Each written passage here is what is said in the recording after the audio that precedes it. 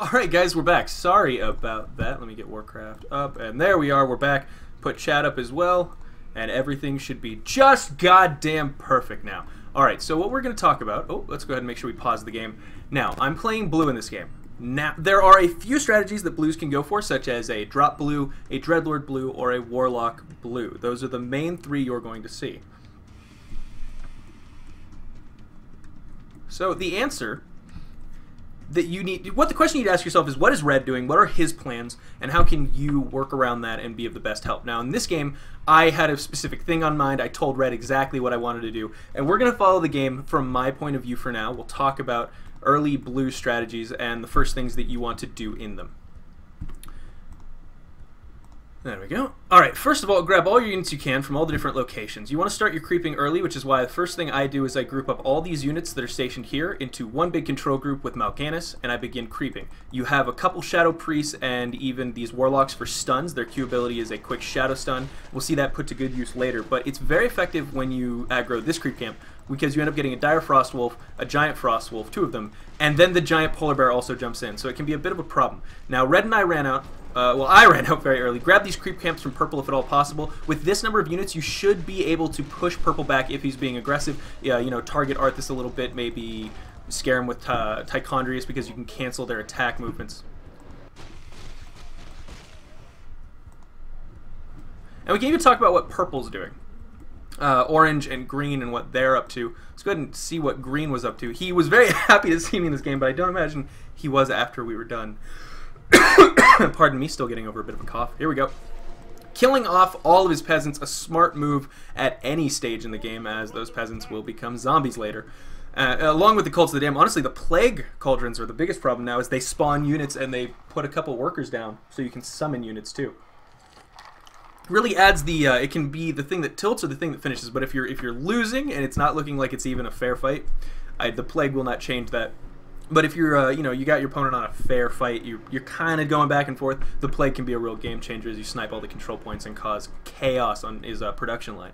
Now, Purple's going for a very quick build-up. He does not want to get rushed. He's brought as many units as he can from the front line out. He's even probably, he's going to start macroing these units in the back to kill peasants. And Green, what is Green up to?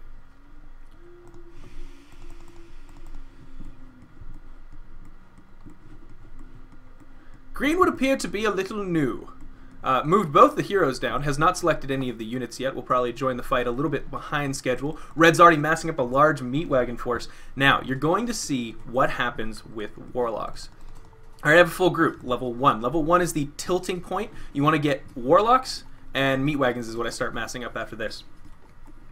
But the ultimate thing to remember is Flame Shield and then Fellhound. Now, if you have a wonderful Red who's right behind you, his Kel'Thuzad is going to be buffing up your units, going absolutely nuts. Oh, sorry, I did call Orange Green. My apologies. And Purple, look at this, a massive force from Purple. He's ready. He had no doubt. I think he had some suspicion when he saw the creep camps got taken out, caught wind of my units. Now, I move my Control Group 1 and Control Group 2 around to the left a little bit because why not? There's two entrances. There's no reason to sit here allowing your units to die. Also, be careful of this cannon tower as it will just smash your casters. You can see it almost wiping out all of them right there. I have to be careful, make sure it gets taken down first. Red's meat wagons caught behind a wall of red zombies. All the meat wagons caught back here right now. And here's where you start casting the spells, guy. Purple, thinking that the bridge is his best choke point, goes ahead and rushes in. But in early game, Purple has no dispels. And Green, even at a really good Green, probably not going to be here quite yet. So you can throw down these flame shields. And Greens will be focusing their upgrades on the Magus, of course. No dispels there. Perhaps a few mana burns you have to watch out for. But at the end of the day, these flame shields wreak absolute havoc. Casting that ability as Tichondrius to stop the units from attacking enables will cause them to back up for a moment, which can gain you some ground. Sending Group 2 around the back here just to kind of give him a little bit extra pressure. Maybe target down a barracks, make sure he can't reinforce. Sarah's sitting at 8 gold, so Sarah not that new. Well, Sarah's spending the gold or sending it to his allies. One of the two. And you can see tons of damage already done on this bridge with the units holding the heroes up front. It doesn't matter. They take so much damage. And this is the fight that you need to worry about right here with Orange. If you don't have your Fellhounds at least on the way, you're going to be in a lot of trouble, as really you need to mana burn the crap out of his heroes. You can Shadow Bolt them to death, but you see I lost quite a few Warlocks here. But constant Warlock and meat wagon production is important. You can throw in a few abominations, but I highly suggest just going for pure Warlock. As you'll see, the Flame Shield already wreaking havoc even on the Fountain of Health. I'm able to put a few of those down, and with the Meat Wagons, you can collapse his line. The majority of units are unarmored, and mainly the Hydromancer is light armored.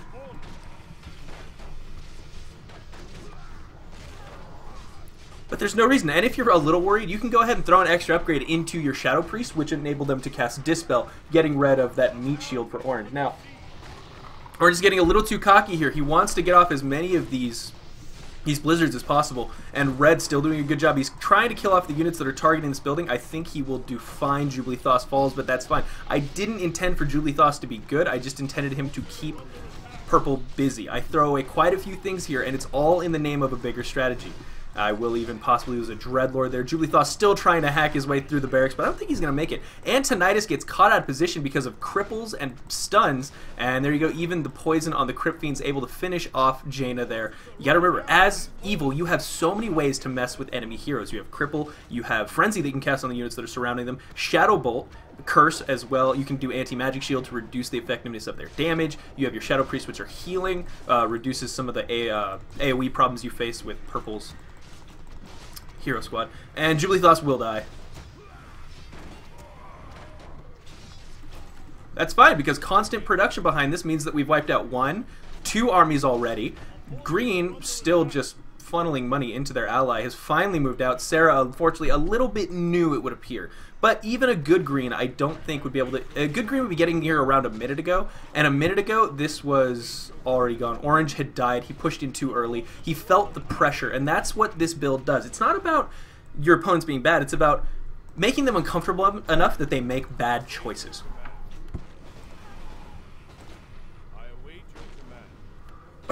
People are saying, when will I notice?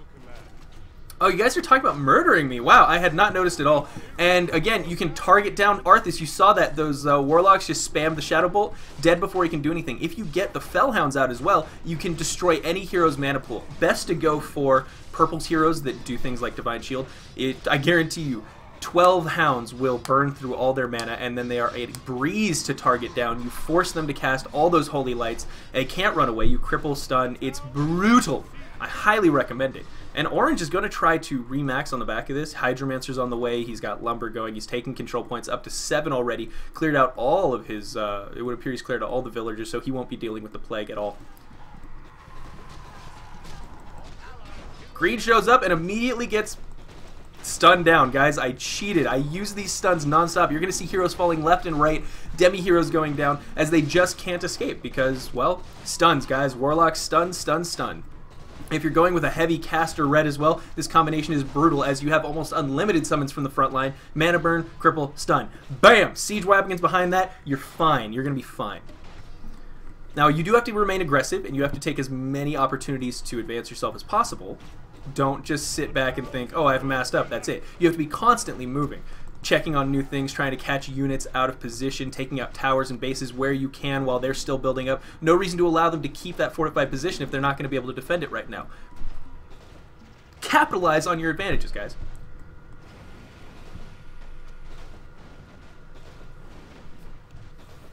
Yeah, I said Jubileethos, I meant Jubileethos, sorry. I always say Jubileethos because Jubileethos sounds better. Jubileethos feels like it's missing something. It's not quite orcish enough for me. It's like, oh, Juby. Like, who names their orcish child who is bound to be a badass, apparently? Juby. It's like, oh, look at little Juby. He been crawling all over the place. He's writing on the walls. He already got a sword. He stabbed his father last week. Oh, Juby, you so silly.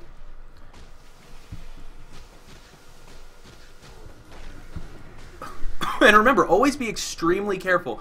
OJ can be a danger, and he's getting his Kirin Tor up. He knows what he needs to be a thorn in my side. It's the Kirin Tor, Mana Shield, Chain Lightning, or Forked Lightning spam that you see quite often. Now, I'm going to go ahead and take this base, because most purples don't expect it.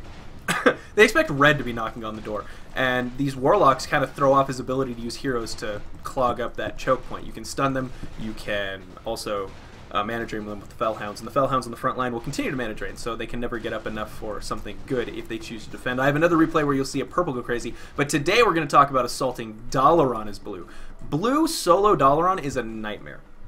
the vast majority of the time, because you just don't have the meatiness of Red's army. Oh, he's just got abominations and skeleton summons and all this stuff, and your units take extra damage from everything that Orange is going to be throwing at you. So what do you do?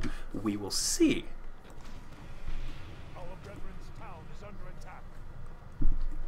You see Red moving on with some of his forces, doing a little bit of poking, prodding, leaving some behind because he doesn't want to lose his choke point. I don't agree with the decision to leave the meat wagons here. You should always keep them closer to your army with scouts behind, because if these get caught out of position, it's very simple for Orange to just destroy them in record time. Orange will move up and try to take out Alterac Mountains, and now he's feeling frisky.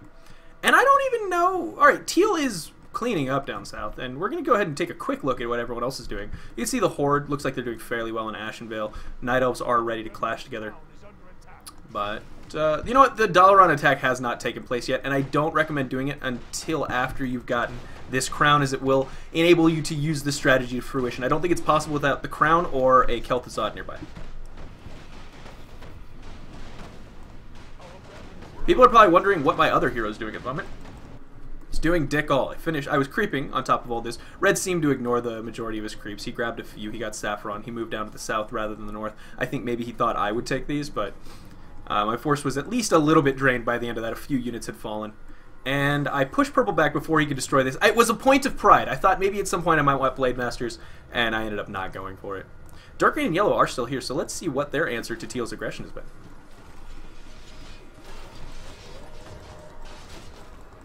Wow! A fight outside the portal results in Teal's absolute demise. We see Kha'Zix going down for the last time there, as Yellow now confident enough to go up and deal with this. It appears that no one got to do much creeping at all in the North Alliance. This is a very aggressive game from them as well. And finally, the clash between the Horde here, and it looks like Pink aimed down Cenarius with Wind Riders and a big, nice massing of ground units, and that's all she wrote. Plague goes off for us, and that sort of seals the deal over here. There's no chance that Green's going to survive. I believe probably retreated at this point into their base. How much money are you floating, Green? A lot for a Green, I'll say that. Alright, Purple's already called it quits, but Orange says no. Orange says no. I'm going to clean up this. I'm done with Plague. I'm not going to let my land. This is a very good Orange, I have to say. This Orange really kept on top of things. It's a shame he lost his heroes early on, not noticing that they were taking so much damage and that they were crippled, stunned, slowed. That was a bit of an oversight, I will admit. Now Yellow charges this Blackrock army, and I think actually the Teal that I was talking about, his aggression has come to naught. He does have quite a few units, and he hasn't lost Magtheridon yet, but he remains pushed back by Yellow and Dark Green. They haven't broken either of his strongholds yet, but they're now pretty comfortable near each other. If Teal tries to go up here, Yellow can block this off with a very effective number of units, efficient number of units rather. And the Plague continues to go off, being a giant pain in the ass first. And I tell him I'm going to go for Dalaran.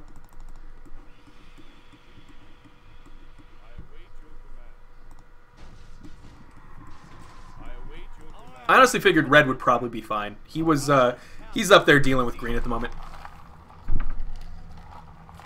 People are talking, what are they talking about in the chat? Yeah, well, I don't know if I'd say this Teal's bad. He has creeped out a few things.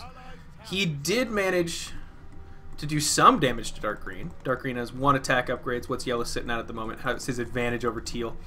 0-0 on Yellow. Well, I can't say that. What's his ranged? Oh, 1-0 on his ranged. And Teal's still at 0-0. Just pumping out units, going with a very aggressive strategy. We'll see if it pays off. I'm sort of thinking it might not.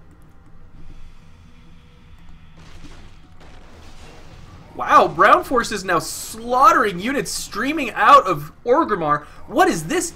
Pink seems content just to throw away units into this meat grinder of brown and light blue. They did win the fight despite losing. I would have sworn he lost. So no, Cenarius is still alive. Just the horn that got dropped. Perhaps the hero that was carrying it got aimed or something happened. But that horn was definitely on the ground. I'm calling it right now. And where? Oh, that's right. I was cleaning up in this area, taking out as many civilians as I could. And I wanted Orange to think I was heading around that way. Oh, no, guys. We've zoomed in. I'm going to wait for a second. And then realize I haven't... Did I start recording? Oh, I hope I did. Hold on one moment. Get off the screen, you silly bitch. Oh, thank God I'm recording. Okay, good. All right, guys, let me know in the chat whether or not you want me to continue with the zoomed in or whether we should zoom back out. I have to restart the replay and fast forward.